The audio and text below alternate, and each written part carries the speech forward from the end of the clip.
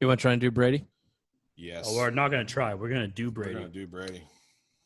We're going to do Brady. We're going to do Brady. We're going to do him right. Yeah. Regardless of the fact that he's on the list and he's dead to us. We touched on this in our previous podcast. The fucking Brady conundrum that I'm in. I'm only going to talk personally here because I know, Bill, you have your point of view, and Ray, I know you have a developing point of view. I'm not on the Brady is dead to me train. Totally. Okay. I'll support the show, and as a show, Brady is dead to us. But me personally, I can compartmentalize between the two things with Brady with the Patriots and how that ended.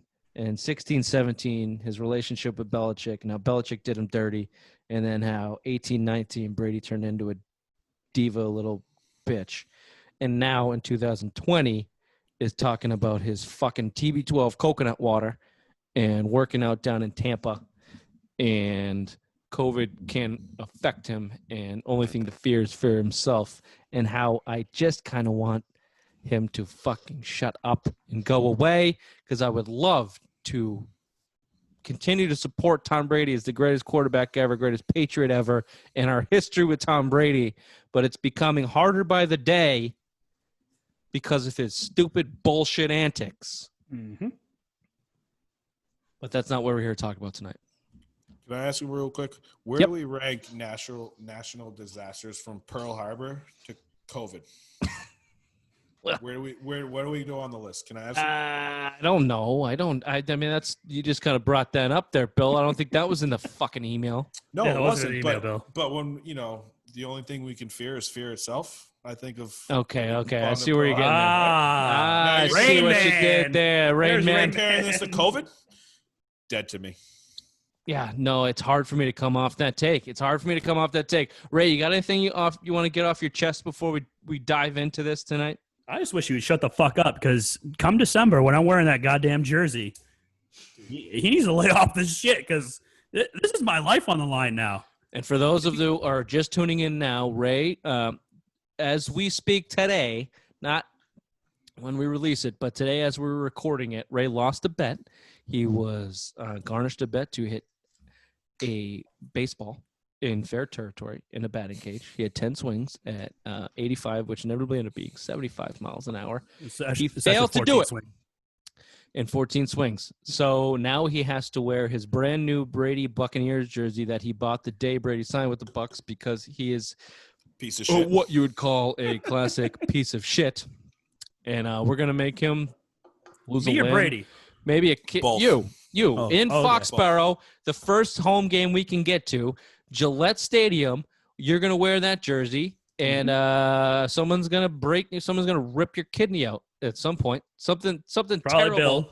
is Probably going to Bill. happen to you, and it's probably going to be done by Bill. Oh, I'm definitely gonna throat fuck you in that day too. You usually pass on the ride home, so I'm fine. But today we're here to talk about Tom Brady and our experience with him as a New England Patriot.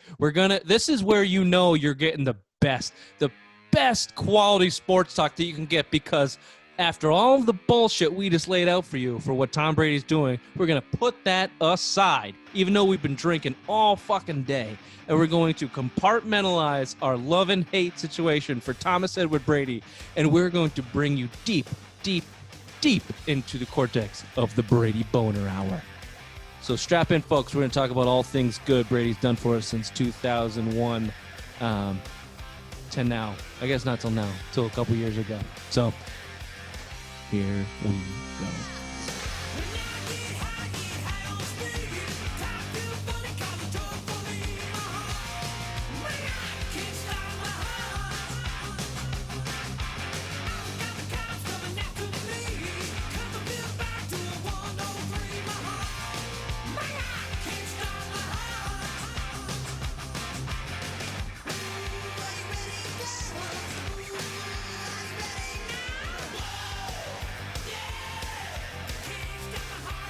This is where our sponsor would go.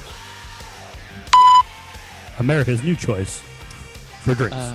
TB12 Foundation for $199. So you want Fuck TB12. you can get TB12 Foundation for kids that don't read so good.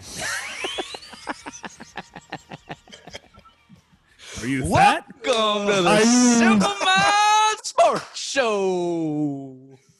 The only reason I said that is because we were just talking about it yesterday. Me and a friend were bullshitting on Zoolander, and that was one of the things. Oh, that's a great. Yeah, That's what I was getting at. The kids that don't read good. That's brilliant. That's brilliant. We should get a free subscription to that as graduates of Raymond High School. No, because if you ever watched Zoolander 2, I know nobody did, but they made it out of popsicle sticks, so the first person that stepped in it, the whole school collapsed. Stupid is as stupid does, sir. I hate how you put that under my fucking shit sometimes. No, we got to get rid of that. I I want to hear. Do I no, hate that. First of all, I put it in under everybody's shit. Yeah, mine you too. just get it more often, Ray, because you're the dumbest. I want to hear Ray's moaning when, instead of stupid as the stupid does. That's what I want to hear. Was it that bad? Oh, it was bad. We'll see. We might be able to isolate some of that audio. For now, boys, maybe we can use some of that audio in a positive light on this segment, on this topic, as we talk about Tom Brady and our favorite goddamn moments. Let's just start out broad. First thing that comes to mind when you think of our experience and our fandom of the New England Patriots and Tom Brady at the helm, and let's lay it out. We're all 35-ish, 34-ish, mid-30s, and Tom Brady came at a time where sports was important, and we dedicated our life to playing sports, following sports. It was everything to us, and the Patriots and football was everything to us. And 2001, Brady won that championship, and it was glorious from there. So as Boston sports fans, boys, we got it fucking good. I think we all need to acknowledge that, and Brady's been the best of them all. So, Bill, just what's your favorite memory of Brady and the Patriots? First time I thought Brady was for real, the Carolina Super Bowl. You know, you could think if you look at, you know, I think some of you guys will say 0-1, you know, St. Louis figured it was kind of a fluke. You didn't, you know, the next year you don't make the playoffs, start 13-2-2. You're like, okay, well, we got a lucky ship, right? And then you finish 14-2, and you had your second game-winning drive in a Super Bowl. That was fucking Ray. No, that was when it was like, okay, like we got a guy here. Not because he won the second ship, but the fact that you have two game-winning drives in Super Bowls. Like, you saw that fire. You saw that, like, when the game's on the line, we got the best, most clutch quarterback of all time, and you could see it early on because no situation was too big for him, right? Right. You know, and you see 2-2. I think they lost to the Redskins in 2003 to go 2-2, and then Tom Jackson from ESPN came out and said they hate their coach. Was that 2009? No, they won 21 straight games. Was it 2002? No, it's 2003. They started 2003? after they lost the first game because they cut Lawyer Malloy. That Drew Bledsoe game they lost. Oh, you're right. 31 yeah, to nothing. You're right. They came out and said that. They start 2-2, and you're looking at it and go, man, we just lucked into a Super Bowl 2 years ago because you missed the playoffs the year before, and then you go 14-2, and then you saw Brady in that Super Bowl and that playoff run. Even that Pitt game before that too is you saw him. Okay, we got a quarterback here. So that was your affirmation that Brady was the deal. But that was coming from a Bledsoe guy. You know, we've said it in our sports fan podcast, or whatever, that like Rich, you and I are Bledsoe guys. So we had a through and through Bledsoe. So I mean, if you're looking, and I said it too, it's like I wanted Bledsoe to start Super Bowl. Why? Because Brady was hurt. So they got rid of him the next year. So it's like we were not forced to be Brady fans, but when our guy goes down and it's gone, we got to make 2001 was, we've talked about this, Bill. 2001 was a conflict for us with Brady taking over, Bledsoe being hurt, and then coming in, then Brady getting hurt in the Pittsburgh game, and Bledsoe leading them to the Super Bowl in that one game, and then Brady coming back. So yeah, no, definitely. I think everybody will have that same thing. The 2003 Carolina season and what they did, the affirmation of Tom Brady being a top quarterback in the league and your starting quarterback for the New England Patriots, Super Bowl winner. That was when the talk started with Tom Brady is a winner. Tom Brady's a winner, right? And that was Tom Brady versus Peyton Manning and stats and winning and things like that. And obviously, 04 and beyond really started to cement that in. I guess what I would ask though, is there one thing in that time, Bill, that something jumped out in terms of a favorite memory or I guess you said it, Carolina Super Bowl, the second game-winning drive in a Super Bowl. Yeah, that's a big one, right? Or the Tennessee game in the early. It was the coldest game in history, the Foxborough's history, and Brady's throwing ducats to Bethel Johnson to close out a game. Yeah, good call. Right. I mean, yeah. No, that is good. No, Brady came into his own, man. And we can get into when Brady became Brady later. But Ray, do you have a favorite memory? Does something jump out to you in that 03 series, or do you go somewhere else? Seasoning, or do you go somewhere else? I go somewhere else because, as Bill said, you guys were Bledsoe guys. I despise Drew Bledsoe. Despised him. Get fucking bent, dude. Yeah. So September 23rd, 2001, 5:03 left in the fourth quarter. Jets up 10-3. Drew Bledsoe scrambles for a first down. Mo Lewis knocks him out of the game, ruptures his spleen, and so begins the Brady era. That is where it began for me because I fucking hated Drew Bledsoe. And anything under center was going to be a win for me, and that's why I am a Tom Brady fan, and I hated Drew Bledsoe. Go ahead, Bill. Yeah, go ahead. Can I ask you a quick question? Yep. So you turned into a Tom Brady fan after that. His first start, what of 13 to 23 for 0 touchdowns? I know, 44 points against a sack. But what did he show you in a 13 for 23 for under 200-yard game? Because he didn't hold the ball for 10 fucking seconds. Drew Bledsoe. He didn't hold the ball for 10 seconds to get sacked like Drew Bledsoe did every fucking game. He Rich, got rid of the ball. Tiebreaker, Rich?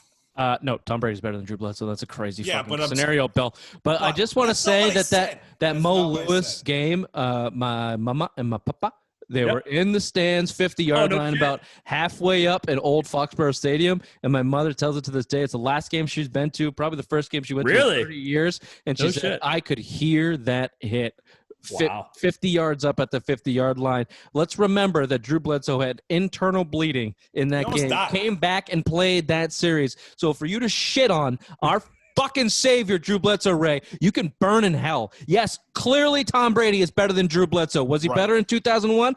I don't know. Probably not, to be honest with you. But he won a Super Bowl. Down to the Super Bowl, and allow me to present you my favorite memory, which I asked you, two idiots, and none of you could give me a fucking firm answer. My favorite memory of Tom Brady is 2001 New England Patriots, 2 minutes left to win the Super Bowl, tied against the greatest show on turf. Tom Brady goes and wins them the fucking Super Bowl. If you can't come out with that as an answer, look, I know he's got a lot. He's got 20 years of fucking awesome memories. I can put a lot on my list. But 2001, you're talking about I'm a 14-year-old kid sitting in my basement watching this game with my parents and their friends who have come over for every fucking Patriots game on Sunday for several years in a row, even when they suck balls, even when they're the worst team in the league. And now there's a chance for them to win the Super Bowl. It's February.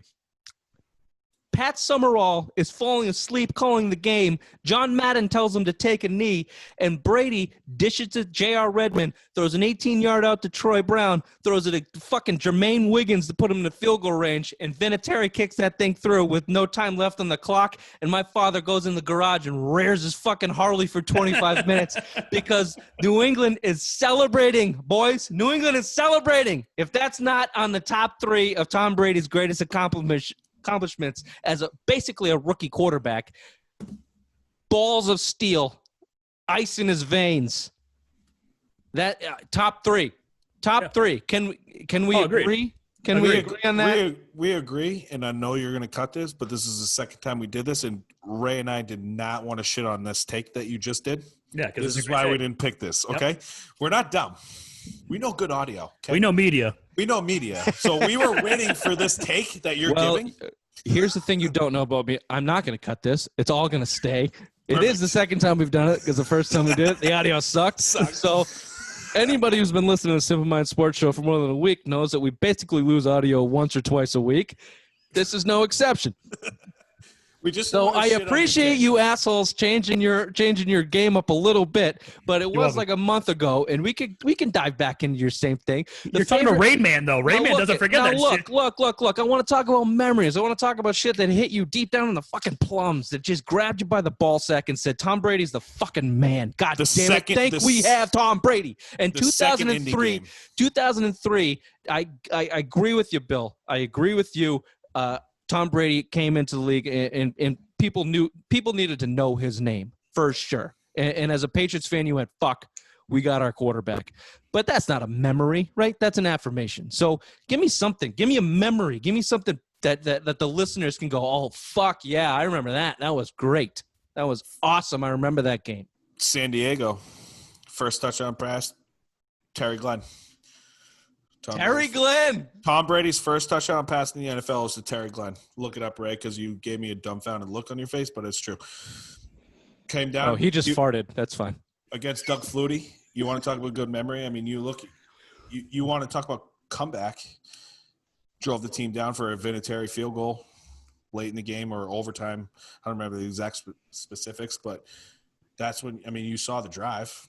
You're trailing late in that game. You saw the first inkling of our guy, right?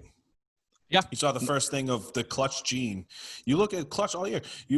New Orleans that year too. He's throwing a fucking touchdown passes to his fullback in the back of the end zone in the rain.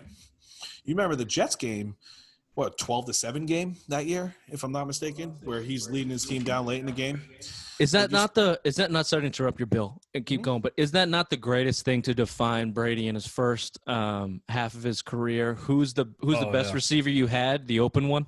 Yeah, for sure. Isn't that such a fucking, isn't that why we rooted for Tom Brady? We started this segment bitching about how much of a diva and just piece of shit that Tom Brady has really kind of, I don't want to say become. I don't want this to turn into a shit on Tom Brady but he has become fucking kind of insufferable off the field.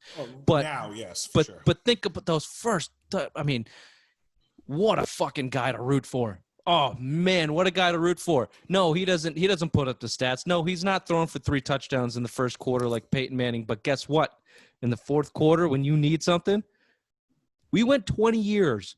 We went 20 years without worrying if you were going to be able to get the game-winning touchdown or field goal that you needed if you had the ball. Think about that. 20 years. If you had the ball at the end of the game, our confidence was pretty goddamn high. Our confidence was pretty freaking high. What a thing to live with. In 01, outside of Troy Brown, name another wide receiver. What? Wait, what? In 01, outside of Troy Brown, name another wide receiver on that Wiggy. team. Wide receiver, you dumb fuck. Ray, wide receiver starts with a W. Oh, I thought it started with a T. It's one of these. It goes up, down, up, down, up, down. I'm just trying to reiterate your point here, Rich, though. If you think about the open guy, Charles Johnson, I think. Terry Glenn. He got cut after game 7.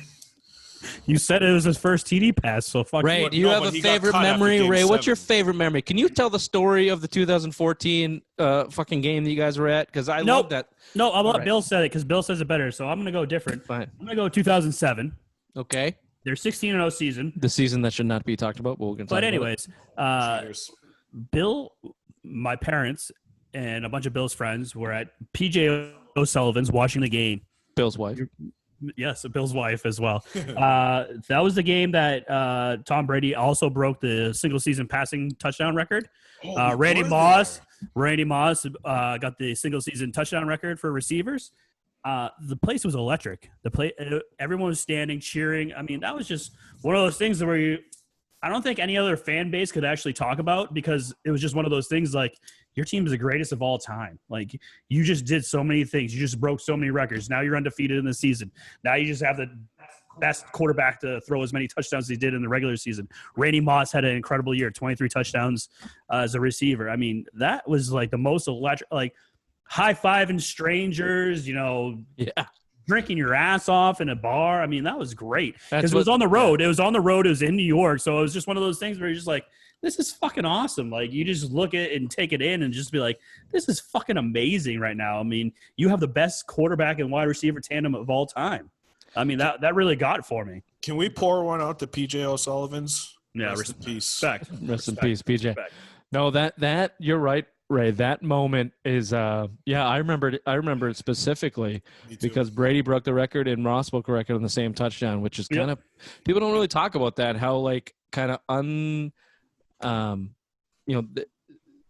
don't know what the word is, but for that to happen on the same touchdown is kind of fucking cool, you know, and to do it in a Week 17 game where clearly You had nothing to play for. there was no qualms about what was going on. The Patriots didn't give a fuck. They said, we're going for Yeah, undefeated. they wanted to win. And everybody that ran up to him knew they were going for undefeated because of Spygate. And everybody that ran up to him that entire season gave him the best fucking shot that they had. And there was Think one about team that got to the best of them. But that 2017 Giants team gave him a run for their money, man. That Week 17 game was a That's how they knew they were going to win the Super Bowl. Yeah, that probably honestly, if we really want to dig into it, probably hurt the Patriots in the Super Bowl by a normal Belichick team lays down, does not put anything on tape, and that doesn't show them Super anything. Bowl, Yeah, and they come out with some wrinkles in 27. But come on, like everybody in 2007, I know that they were slowing down into the playoffs, and the playoffs were a little bit of a grind for them. But they were fucking covering 23-point spreads on the weekly. Mm-hmm. I mean, everybody Brady high was ankle riding sprain, high. though. Don't forget that Brady. Was I hurt know that Brady game. high ankle sprain, and their offensive line sucked, and the defensive line of the Giants is owed an amazing. immense amount of credit. Just That top won them, straight. and the referee who did not call. Eli down in the Jarvis grass Green, Jarvis when- Green. Can I bring up? I think it one was more? Seymour, wasn't it? No, it was Jarvis Green, 97. Rain Bet Man. on it. Bet on Raid it. it. Bet on. Ray, look this up real quick. Why I make this point? The 50th touchdown. The play before Brady overthrew Randy Moss by like 30 yards. And you know what they did? The next fucking play, they went back to the same exact thing, and there was Brady. There was Moss running in the end zone. Because Their confidence was so high. I'm still baffled by how Randy Moss got as open as he got, because when you watch him run and cut and run his routes, it's like he runs two routes. I know, but no, yeah, he Down ran the more, field and then he up ran and more with the over. Patriots, but either way, like how do you not like just stay on top of him? It was insane. This actually brings up a kind of thing I want to bring up is how good the Patriots were before and after. See his face? He knows I'm right. Yeah, you're right. I told you. Fuck off. Fucking Rain Man. Fuck off. How good the Patriots were, specifically after 2007, but also before, and how ridiculous this dynasty is in sports, that 2007 would have crushed most franchises. 2007, 18-1, going to the Super Bowl and blowing the perfect season would have dismantled most franchises. And instead, it took a little bit, but came back, went to 6 more fucking Super Bowls, like 9 more AFC championships, 5 more Super Bowls. Who's stopped now, bitch? I know the math. I like how Rich was like pause and like wait a second. Is he right, that motherfucker? I was counting this year. Instead of Went to 9 total. Oh yeah. either way. The point I'm trying to make is the fact that 2007 is not brought up more when you talk about the New England Patriots as a failure to do something incredible or as the best team ever. It's just kind of lost in the haze of how good the Patriots were for 20 fucking years, and Tom Brady is 50% of that in my mind. I know. I mean, if you look at today's dynasties or the dynasties of the NFL, the Niners won a lot of their championships in a short amount of time. Outside of the 95 won, there was a little gap there. Pittsburgh won 4 out of 6, and then won 2 with Ben. Right, Ben's got 2. Cowboys. The Cowboys won a bunch they won 2 early, and then they won their 3. Right, you look at it as dynasty aspects. You won 3 in the early 2000s. You waited 13 years, and you won 3 more. Like, that just shows you longevity of a dynasty. You waited Incredible. 10 years, you idiot. That's 10. Hey, don't tell numbers whatever, with Bill. whatever. Yeah, whatever, Bill. Don't worry. Come on, Rain Man. Just fucking. You're right, Bill. Don't worry about it. 1404. But either way, I'm just saying, like, you don't see teams go 3 and like you don't see teams go like it's the greatest 2 separate dynasties. If you and that's only defining it by the championships, because the success that was had in the middle, they were still the best. They were still considered the best team in the and NFL you lost 3 in Super preseason. Bowls. Every single you went to 3-1, you lost them. So they were still considered the top of the NFL in that gap of winning. So yeah, just really the greater point to that to me was 07 just gets lost in the wash when it really would be the hallmark, good or bad, of any other franchise. Bill. Yeah. Bill, tell us the 2014 game. That's what, like, you talking about most memorable. This is one of my top of my list, is because I was there. With me. The 2014 You forget too much. Right. divisional round champion. What? I was there with you, dink. Okay. Include me in this conversation, you prick. Can you let me finish before I include other people? Okay, go ahead. It did seem like you were just going to avoid the fact that you were with Rec.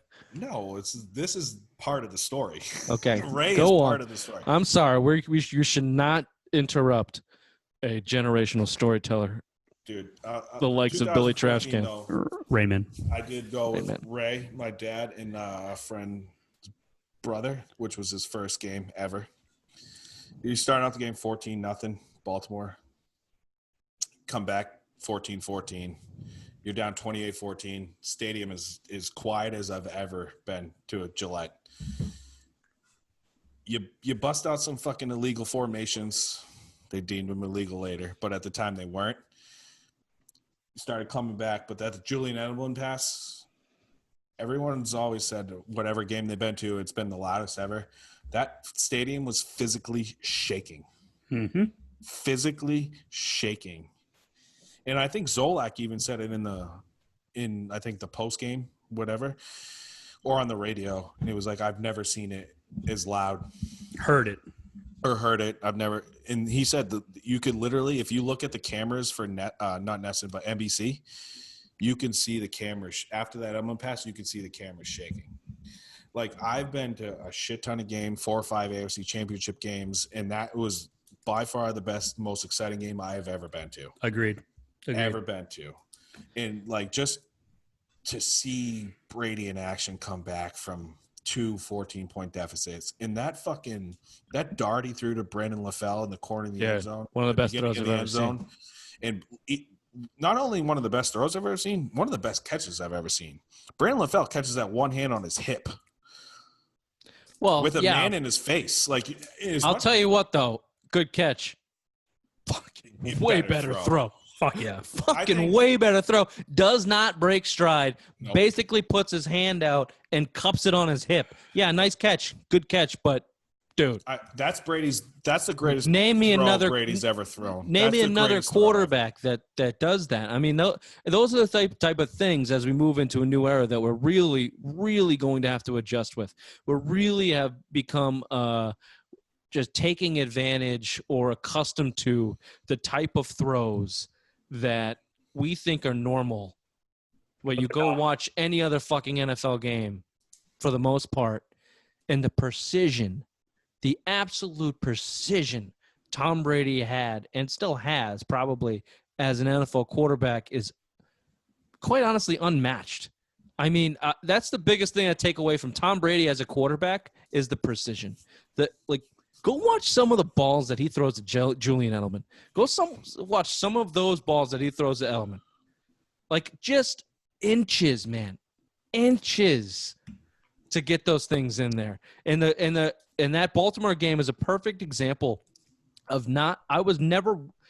Don't get me wrong. I'm always worried because we're New England fans. We always think that the worst is going to happen all the time in every fucking scenario. Brady gets the ball. We think he's going to fumble it and whatever. So it wasn't that I was not worried. It was that I had confidence that Brady could win the game in any situation he's given at any point in time.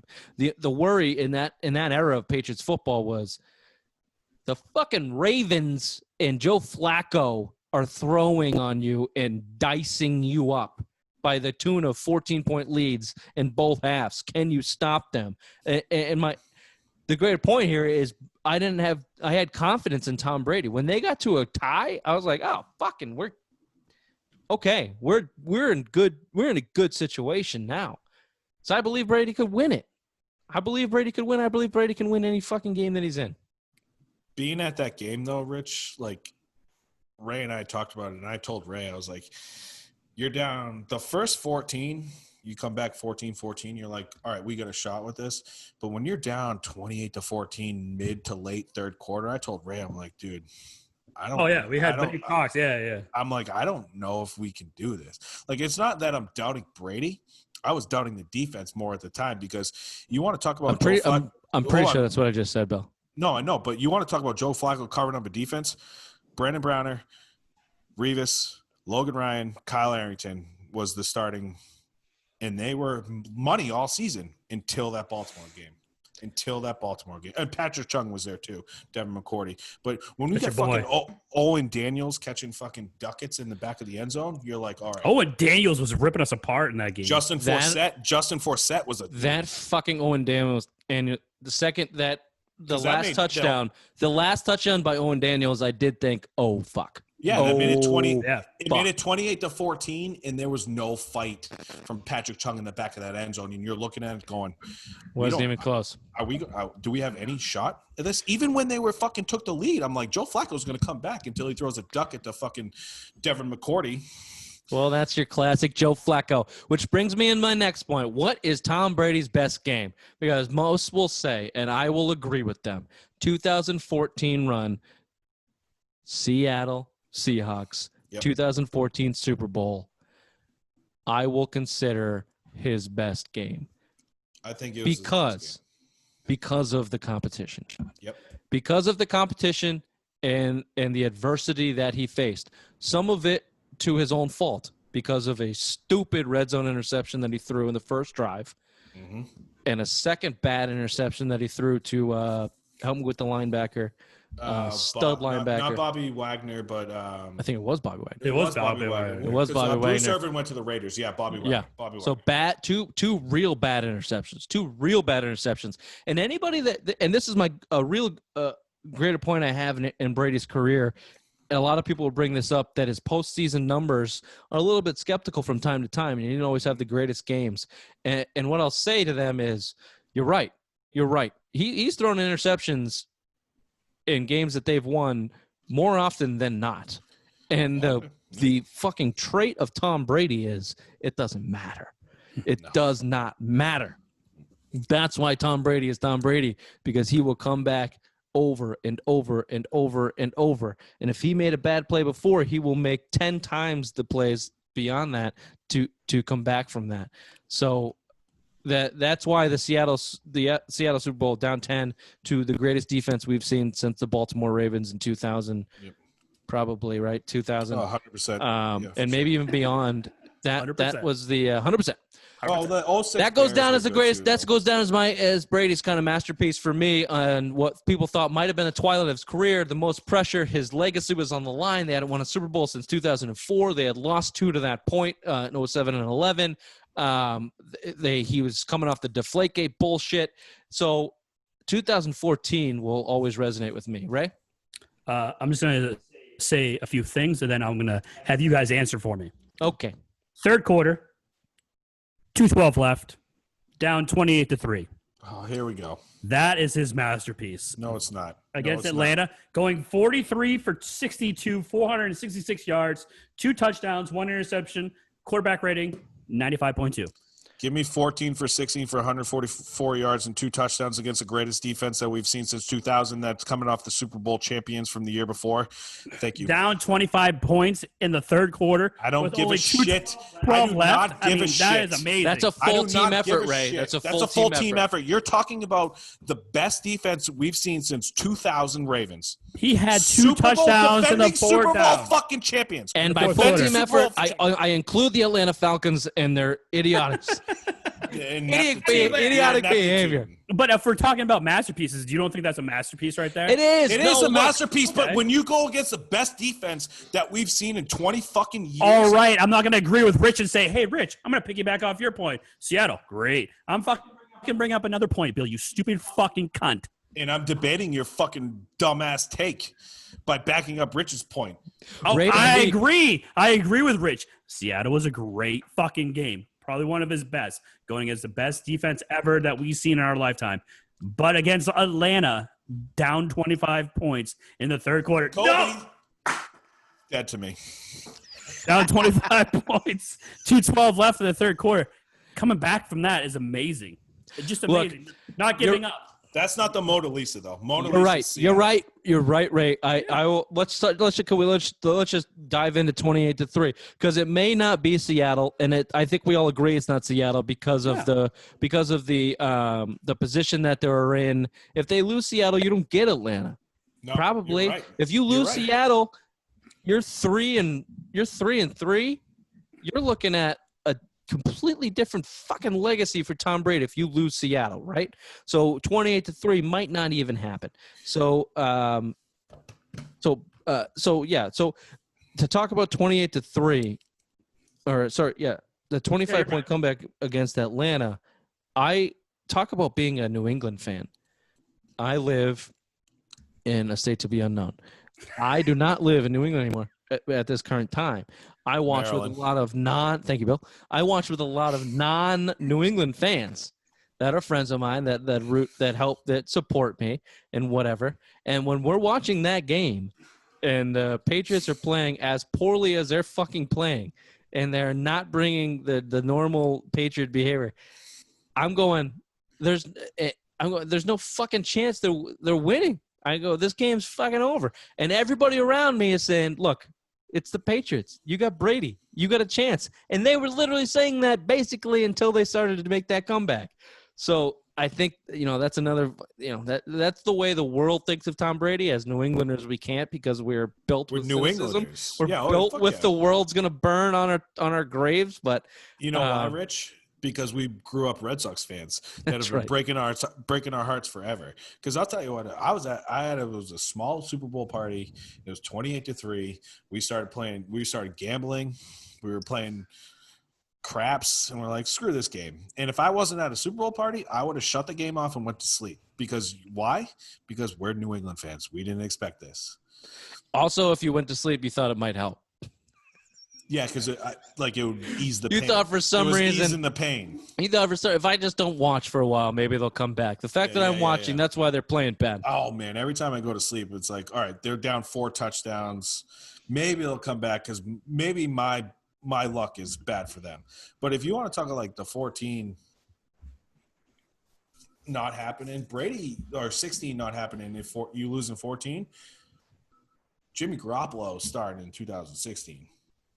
Oh, that's a hot take. I don't want to get there yet, Bill. Hold on thought, because I do want to just talk a little bit, because this is the Brady boner hour. It's not the Jimmy fucking Garoppolo boner. No, I know, but I just want to throw that point out there. If 14 doesn't happen, Garoppolo. Yeah, Bill was ready to move on. He might trade Brady, but Brady won that one and forced the hand maybe.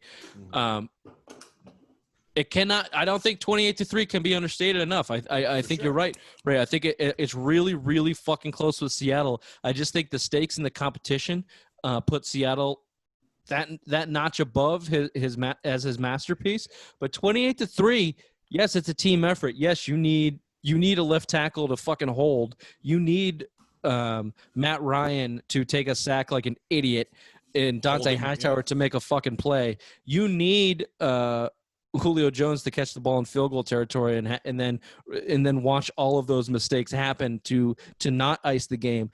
All of those things need to happen in order for Brady to get the opportunity to do what he did.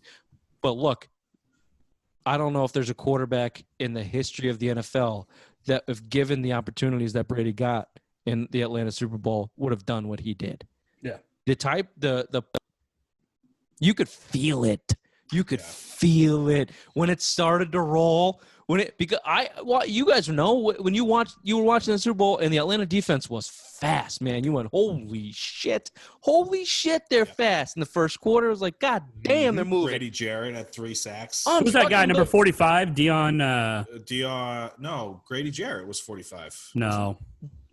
Whatever. Julio Jones was eating them up. Deontay Freeman was fucking running all over us. The defense could not. Our defense could not hold them. It looked outmatched. But the Patriots were moving the ball. The Patriots were moving the ball the whole first half. They just didn't get points. They couldn't score. Yeah. And then the post game, the audio that came out of Belichick and the sidelines were, look, we're in this game. We're not playing that badly. We're in this game. We just need possessions. And then in the third quarter, end of the third quarter, they got that first touchdown. And you watch Brady's eyes. You'd seen that before. You'd seen those eyes before. Fucking laser focused. Well, and you heard him on the sidelines. Jules is sitting right next to him, absolutely laser focused. For your mom. Do it for your mom. Do it for your mom, bro. Do it for your mom, bro. Gronk was cranking one out to fucking Monster Energy drinks in the corner, and they were ready to fucking go. And now, and 2-point conversions. Danny Amendola. I mean, that unbelievable. When they got down 8, I went, oh shit, they're gonna do it. Mm-hmm. They're gonna do it. And I hated myself for saying that as a New England fan. I was like, shit, I should not be thinking this. I should not be thinking this. Right now, yeah. But I guarantee you, if they get the ball back, they are going to tie this game, and then they're gonna win it because Atlanta are choking dogs. Those fucking losers. It was the perfect combination. It was the perfect combination of winners and losers. The Atlanta Falcons and the New England Patriots. The best was when the owner happens 28-3. Oh, Arthur the Blank. Falcon, Arthur Blank goes biggest, down to the field and you see his face like, oh fuck, we're gonna lose. The biggest fucking comic villain looking motherfucker on the planet. It's like, we're gonna win. No shit. Let's kill all the and then they fucking lose. I didn't think that, dude. Even after they scored the touchdown, oh shit, was James White scored right before that last 2-point conversion to Amendola. Like, even at the 2-point conversion, I'm like, there's no fucking way they're making this. There's no fucking way. And that's New England fan coming out in you. Yeah, dude, for sure. We've been heartbroken for years. So let's. So where do you put one that? Thing though? I'll say one thing though. That back shoulder throw that he had to Hogan in overtime was one of the best throws he's ever made. Coming back, that was a Peyton Manning throw in overtime when he was money. Was disgusting. Brady to Hogan, Chris Hogan in overtime. Got Alfred was right on him. And he was because he's dead to you. I get it, but this is supposed to make our dicks hard. So Brady's not dead to me for this segment. And Ray, can you make a segment without fucking taking your headphones off? Yeah, can you sit down, Jesus Ray? Christ, can you back hold hurts, your key? boys. Can My you back hold your hurts key for 30 seconds. I was bleeding a little. I don't think we can do a segment without the 40-minute time limit. We are completely off the fucking rails. It's complete nonsense. It's your fault, through Rich. a couple games. Fuck you, Ray. Snow game. I was gonna say that the tuck rule. Tuck rule, snow game. That's an Adam Vinatieri game. Is that an Adam Vinatieri game? But if he doesn't have the tuck rule, that's a Brady game. No, it's a Brady game because he led the team down the field. Adam Vinatieri hit a 45-yard kick in a fucking hurricane, snow hurricane. 48. That's an Adam Vinatieri. Snow game's an Adam Vinatieri game. I'm sorry. But I don't remember. I obviously remember Brady's first touchdown. Yeah, he ran in, spiked it, and fell over. On his ass. Love it. But that's not the fourth quarter. That's not even the fucking end of the game. Adam Vinatieri, that fucking kick that ducked its way through the fucking snow and the wind and barely made it over, and then he made another, 37, 35, 37 in overtime? Come on, man. That's an Adam Vinatieri game. Don't get me wrong. Then is the 01 Super Bowl and the Carolina Panthers Super Bowl an Adam Vinatieri game then? No, because the Brady took him down 2 minutes, Ray. You're an idiot. And I was just going to give you a little fucking cookie to chew on, you fat fuck. I was going to give you a little fucking chocolate chip cookie to chew on and say in 2001 Snowball, Drew Bledsoe doesn't win that game. As much as it's an doesn't. Adam Vinatieri game, Drew Bledsoe does not win that game. It still takes the Tom Brady throws that it takes. But basically what he did was Charlie Weiss, running back, tight end, running back, tight end. Jermaine Wiggins had, 11 catches? Yeah. 11 catches that game. Him and David Patton. John Gruden, why don't you stack the box? It's snowing like 1978. They can't throw it more than 15 yards. So, no. Drew Bledsoe does not win that game, right? I'll give you that. Chew on that little cookie. Take that home with you. But that's an Adam Vinatieri game. Tuck rule is a fumble. Tuck rule was a fumble. Let that be known, New England, you fucking crybabies. At 3, diehard fucking Patriots fans. Tuck rule is a fumble. Tuck rule is a fumble, but also fuck yeah. It was called correctly, but it also was also you called Oakland little fucking cunts. It was called correctly. So Vegas or Oakland now? What do we? Dude, they are. That was a fumble in today's NFL, but that was called correctly, and it was called correctly in the time. So shut the fuck up. Suck a dick. Let's start. Suck a dick. Yeah. So the other, I think we already Bill, you kind of touched on it, but when Brady became Brady, you had talked about the affirmation that Carolina Super Bowl, but we've talked about it before. I think you're closer to 2007. I'm firmly in 2006. I am firmly on 2006 as the season that Tom Brady became Tom Brady, because he made receivers that did not belong on an NFL roster look good. And if it wasn't for a 21-3 blowout and rest in peace Rashae Caldwell drop, you're talking about your fourth Super Bowl in, I don't want to do the math, 6 years. Yeah, it would have been 4 out of 6. But that was a Brady-led team, where 2004 it's still the same defensive roster. I understand that. And 2007 was even the same defensive roster. But that's a Brady-led team. That offense, they started to lean on Tom Brady in 2006, where in 2007 they absolutely gave him the reins. They started to lean on Tom Brady, I believe, in 2006. Yeah, I think that's when you saw, like I've said, kind of that 07 season you saw him go like the 50 touchdowns. But as far as you said, Rich, the 06, I could agree with you there, because he's really coming to his own. Rashae Caldwell, Doug Gabriel, Jabbar Gaffney. You're talking about the no names of the no names. Exactly. Troy Brown was still there, and then you're blowing a 21-3 lead in the AFC Championship game that you had no right to blow. So, I mean, if you want to put anything on that 06 season, that was when I agree with you. That's when you saw Brady become the best quarterback of all time. Because hot take, best quarterback of all time, 06? Yeah, and the talk was there. The talk turning was there into best quarterback of all time, or you think? No, I think by let's look in 2014. If he lost that, he was going to go. People were still putting Peyton Manning above him. But I'm saying at the time in 06, if he isn't, I'm hungry. What are we eating? Your mother's pussy. Your mother's pussy. No, but like 06, like the talk was there after he won the third. It's like, okay, are we looking at? You have to heat that up, or no. It's 98.6 degrees Fahrenheit. At all times. Body temperature. Got it. I just spit that out. Well done. You have to clean that up, right? No, it's a trash can. Don't worry about it. Okay. It's my fucking house. Clean it up, you cunt. No, but again, Rich, 06, I think you saw him carry that team.